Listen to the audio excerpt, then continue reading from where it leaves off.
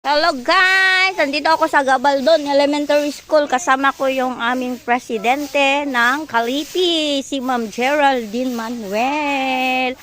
Ayan, kami lang tatlong na Kalipi. Pero yung iba, mga parents po. Parents dito ng Gabaldon. Ayan, naglilinis po kami. Nalinisan na po sa harap. Dito naman po kami sa likod. Oh, eto ako ha. Ayan. 6 o'clock po sila naglinis kanina. Ayan. Oh. Oh. Kahit na mahirap pero okay lang. Parang exercise lang sa umaga. Laki ng school oh. Marami namang parents kanina pero syempre may obligasyon sa bahay. Ayan. Kami na lang po naiwan. Oh, di ba? Ang sipag ng presidente namin.